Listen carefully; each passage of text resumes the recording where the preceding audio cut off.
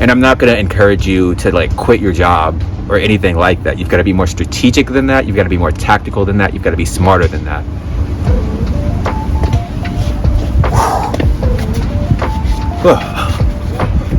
Sit back over here. Another day.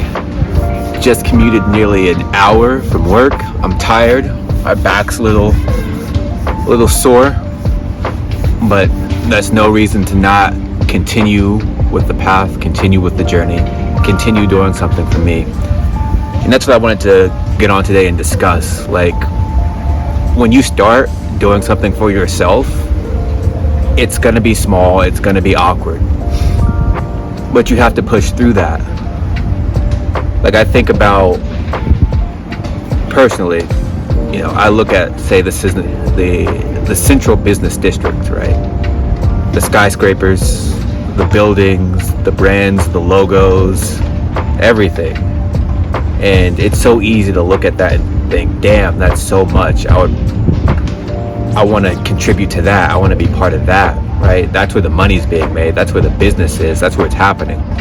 But it's also happening in you, right? You have value. You have something to contribute. And you have to decide whether you want to pour that into somebody else's agenda or pour into yourself. And at least for me, the math seems obvious. I would rather have a bigger piece of a smaller pie than a small piece of a giant pie. And that's really the trade-off you have to make. Like, yeah, you can be part of a company that grosses tens, hundreds of billions of dollars in revenue a year, but how much do you make? You know, how much do you get? That's the important question. And if the numbers don't look right on your personal balance sheet, then you have to evaluate where your time and your energy is going. Like, I was in a one-on-one meeting with a manager at some point, and we were going back and forth about business. There had been layoffs and so forth. And while I was listening to him, I was like, yeah, it makes sense for someone like me, just based on my compensation package and everything. But how do you justify this to sort of people who have been here longer, to people who, you know, have really contributed a lot more over the course of multiple years to this thing? And his response was, you know, we're gonna look to flatten the organizational hierarchy, which basically means there's not gonna be as much potential for career growth and promotions at the individual level. And then he said another thing, which in hindsight, I mean, it caught me off guard. I won't even say it caught me off guard. It just read to me as bullshit. He said one way he likes to sell individuals when he's trying to like push the job opportunity is to call to mind the fact that, you know, say our department, our team, whatever, has a high revenue to head count ratio. So it's a small amount of people generating a lot of money. And that's all cute and good, right? And so as he was positioning it, as he was framing it, yeah, that means there's a huge business impact here. But you have to look beyond that. Like, yeah, you can spend your time, your years, your energy optimizing somebody else's key performance indicators, optimizing their metrics, making their balance sheets look good, making their earning reports look good. But what does it mean for you, right? What is the point in taking ownership of something when you don't even own shares of that thing, right? It's doublespeak, it's gaslighting. So you've got to be aware of that sort of thing. And the only way out of that, of being nickeled and dimed and drugged through this process, right, is to do your own thing. And that can be anything. Like, you got to realize where we are. You know, I'm speaking from the United States. Like, this country was founded as a fugitive slave state.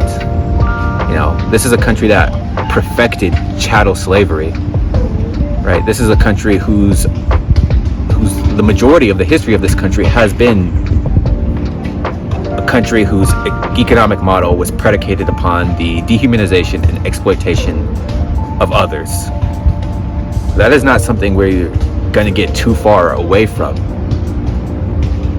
So while you sit there, collecting your paycheck through your 9 to 5, recognize that is the DNA of this country.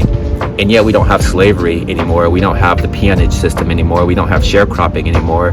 Sure, but we have found other ways. This nation, this country has found other ways of extracting wealth from its human resources.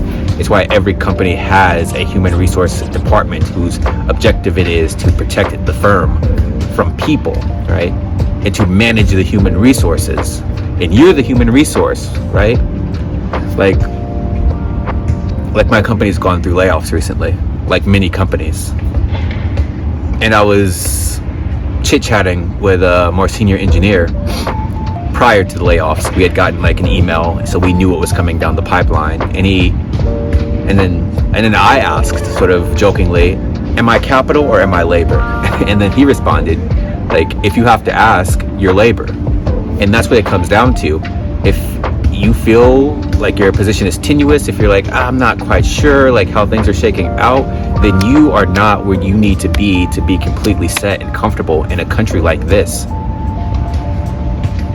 And that's all it is. Like, you have to put in extra work. You have to do more, because you are fighting against a system that is trying to dehumanize and extract value from you.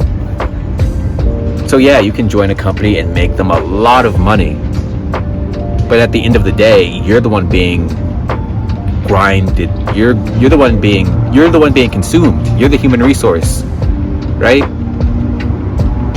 You're the one who's going to be tired and exhausted afterwards. You're the one whose dreams will be deferred and delayed. At the end of the day, you've created all this wealth for shareholders who don't give a fuck about you. And you have to ask yourself, if all I'm getting is a paycheck, a pat on the back, and a pizza party, then what's the point, right? Am I really getting a good deal? And I would say no, you're getting a shit deal. You're getting a deal that doesn't consider who you are as a person. You're just another number. Man, I've worked at companies where I've received emails where they literally refer to me as a number, as a human resource number, such and such. And I'm not going to encourage you to like quit your job or anything like that. You've got to be more strategic than that. You've got to be more tactical than that. You've got to be smarter than that.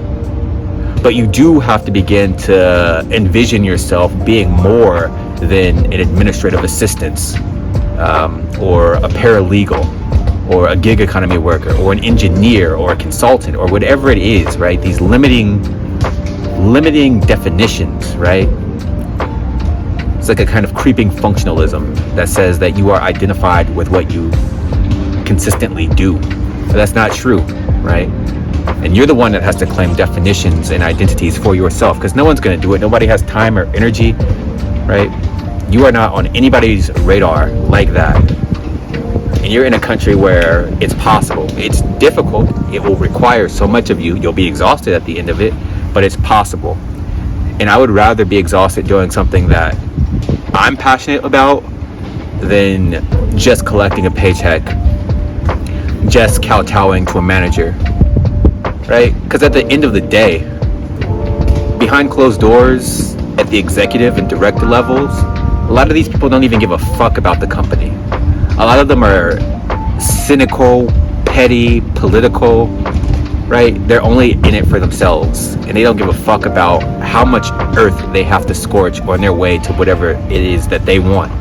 But you, of course, you've got to put on a nice face, right? You've got to smile, a cheerful personality. In your one-on-one meetings with your manager, you've got to talk about how you value the company and how you believe in the mission statement and all this other bullshit. When for a lot of people, especially the ones who are locked out of the high-income sectors like tech, law, finance, like STEM, those types of degrees, a lot of people are just collecting a paycheck. And you've got to put on a smiley face just to do that shit. It's bullshit.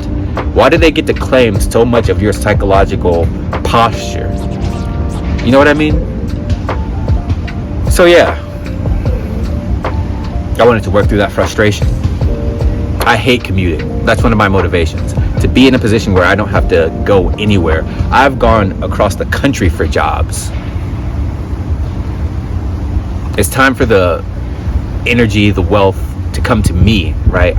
You have to be the center of your universe, right? You have to reframe that shit. It's kind of like relativity, like you are always moving, right, in somebody else's frame of reference. You need to be the point of you need to be the origin. You need to be the origin of your life, of your business, and let things come to you. And you have to produce value in order for that to happen. You have to speak up, speak out, do something. Or maybe you're the quiet type and you just need to put in that work behind closed doors, and then when it's time to shine, you shine. But man, like, as someone who makes good money, like good money by any objective metric, I can tell you that even if you were bringing in $300,000 to $400,000 to $500,000, it's not going to be the type of lifestyle you think it is.